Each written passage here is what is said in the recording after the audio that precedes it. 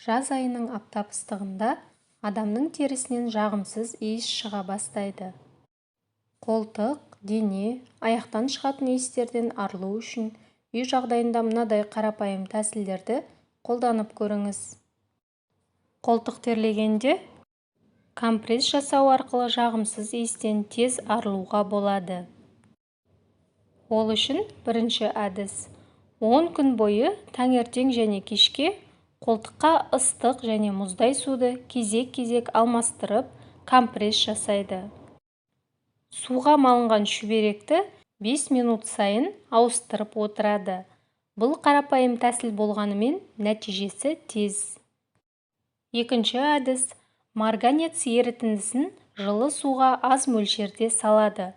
Судың түсі алқызыл ғана болсын. Матаны сол суға салып, күн сайын 5 минуттан ұстап отырады.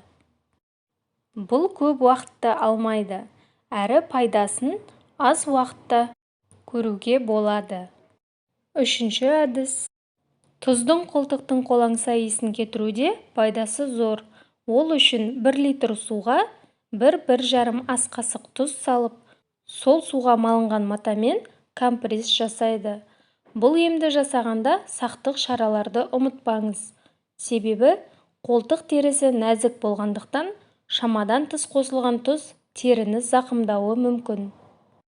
Кейде теріден шығатын мұндай иіс жүйке жүйесі қызметінің бұзылыстарынан орын алуы мүмкін.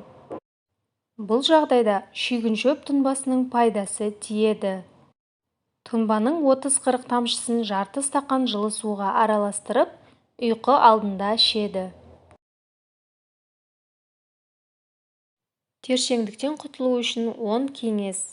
Бірінші, тершеңдіктен құтылғыңыз келсе, мақта матадан тігілген киімдерді киюге тырысу керек.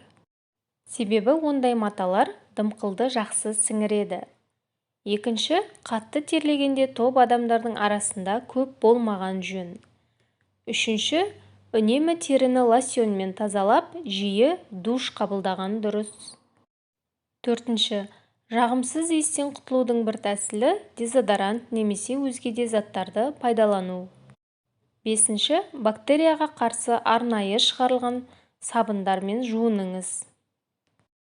Алтыншы, ащы және иісі қатты аңқыған тағамдарды жеуден аулақ болыңыз. Ондай ас жағымсыз иістің шығуына жол береді. Жетінші, киген киім әрдайым құрғақ болғаны жақсы. Дымқыл киімге бактериялар тез жиналады.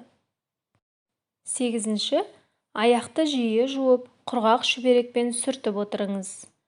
Тоғызыншы, ыстық сусындардан бас тартыңыз. Оныншы, салқын ванна қабылдаңыз. Суға 2 ас қасық тұз салуға да болады. Аяқтың иісін кетіру үшін. Бұл жағдайда кәдімгі құрғақ шайдың пайдасы бар. Шайды демдеп ыдысқа құйып, аяқты сол суда ұстайды. Шайдың құрамындағы заттар аяқ терісіндегі бактерияларды жояды. Лимон шырыны да шай секілді жақсы көмектеседі. Лимон шырынын суға араластырып, аяқты сол суда 20 минуттай ұстайды. Темуров пастасы да көмектеседі. Оны аяқ терісіне жағып, шұлық киіп алады. Мұны кешке жасаған дұрыс. Емдеу уақыты 4-5 күн. Лаванда майы да өте жақсы нәтиже көрсете алады. Ол үшін ұйқы алдында майды жағып, шұлық киіп аласыз. Тағы бір жолы емен қабығы, қырмызы, түймедақ, шайшөп тұнбасы аяқтың терлеуін, иіс шығуын кетіреді. Соның ішінде әсіресе емен қабығының пайдасы ерекше. Емен қабығын әбден майдалап, үгітіп, аяққа себеді де таза мақтадан тігілген шұлық киіп алады.